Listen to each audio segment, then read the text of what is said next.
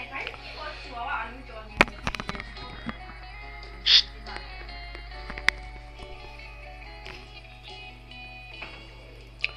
กแต่นี้ก็ของแท้คอมพิวเตอร์ก็อันติไวรัสอีบางล่าหลังไปไม่ใช่ปะแล้วก็คุณจีน่าตั้งอาจารย์เด็กยาในคอมพิวเตอร์อีรุ่งดาวอันติไวรัสซอฟต์แวร์น้องเช็คของอันเด็กไม่ได้หลังนี้มันตัวจะมาอีพันจนอะไรเต็มอันเด็กฟรีเวอร์ชันหลังนี้นั่นตัวเช็คกันนะบางอะไรก็กริ่งเงี้ยส่วนเดียตั้งยังบางครั้งอ๋อนึงไงอีเดี๋ยวส่วนเดียบางครั้งได้ส่วนนี้ผู้ว่าแสงอาจารย์ผมตัวนั้นได้คอมพิวเตอร์แอนติไวรัสที่แสงพันรองเชฟชื่ออัลลัมกลัวอะไรกันทำจังหวะนั่นก็แอนติไวรัสอินสตอลรู้จังสิเต็มรู้สึกjadiที่แอนติไวรัสเป็นตามอินสตอลรู้นะคนนั้นแต่แอนติไวรัสตามอินสตอลแต่ยี่ฟรีเรามีมาจากเว็บไซต์อยู่ไกลโลกเต็มล้วนคุยล้วนคุยล้วนนะทีนี้ได้จะเสียงนั่งไอ้บางหลังอะไรยี่เดี๋ยวfile on the side check antivirus turn on automatic update the window update page nahi the window update pema mai lo ante check window update pema turn on lo da ala shi window update se alarm ne ka kalam chawa antivirus ko nga she da recommendation da no click da f ya pham jo ane bang na re mo jo dem jo get another antivirus da how da ngo no ti mai tom naฟังจีจังนี่มันตัวเจ้าเว็บไซต์อาจารย์เว็บไซต์ของเราไม่ตอมละแต่เว็บไซต์จีจังฉันก็ไม่สะดวกนะคนนะ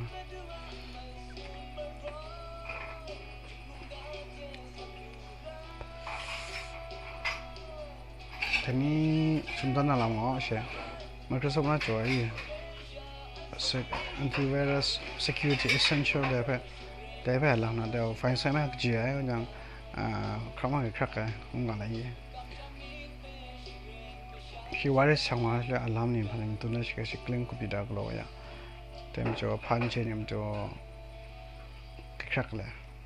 เมนูเนี่ยตามนั้นนะจังแต่เนาะชิมีน่าแต่ว่าคลิกได้เช่นเนาะสิอันที่ว่าเสียงนั้นสิกราว่าหลังนั้นเนาะสมบูรณ์มีปลัวแต่ว่าดูขั้นตามคอมตา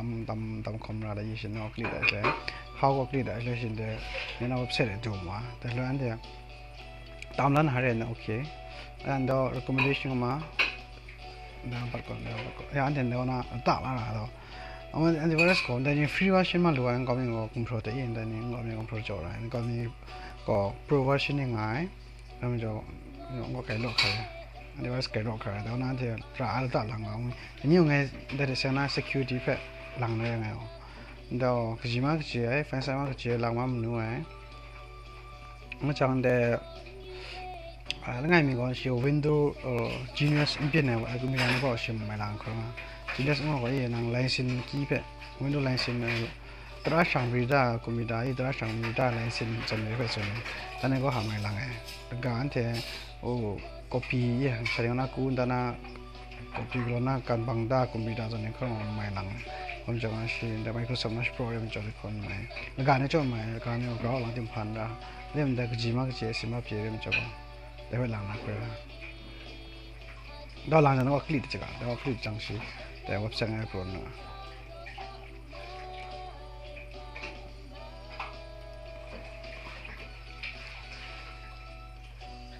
หลังก็ใช้ security essential process แต่ว่าดาวน์โหลดไปที่เป็นก็หลังก็ language ละตานะเกี่ยวกับอะไรอย่างเงี้ย language ละตาเนาะตัว language ไม่ละตา English มันจะ Windows XP 32-bit Windows Vista Windows 7 or 64-bit 32-bit มันไม่ได้แต่อันที่นั่น Windows XP เดิมจะ Windows XP 32-bit ก็ได้แต่นั่นเจ้าแต่ก็เอาว่าที่ process นั่นเจ้าสิ่งแต่ลบลงอันเจถ้าเรื่องข้าวโพดเรื่องอันเจนั่นก็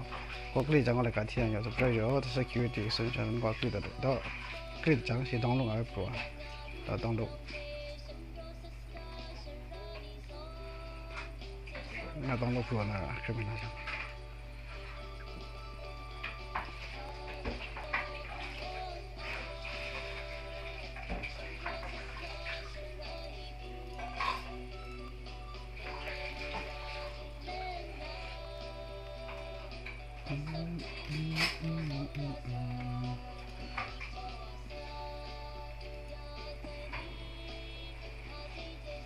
browser save or desktop ko save na save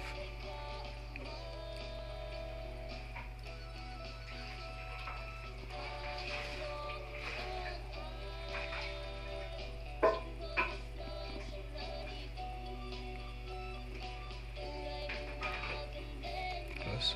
and then install ra em jago le right click ba na open ye ka ko te mai run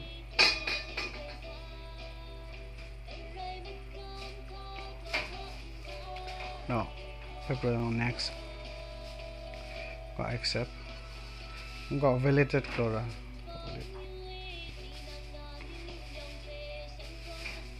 where's passing your stuff the brujang hai mena the sign brujang hai mai install ro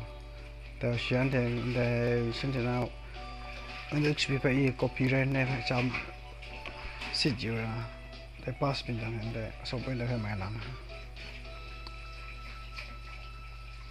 and now na on to na computer ye cái gì đó mà loài cái gì đó mà crap thật lắm nó mình na làm ngon không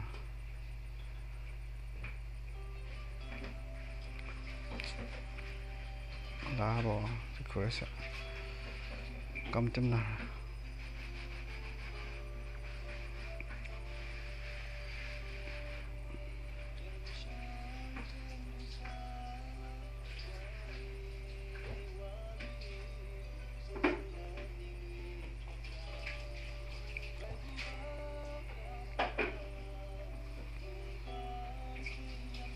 cái nào nó honest to it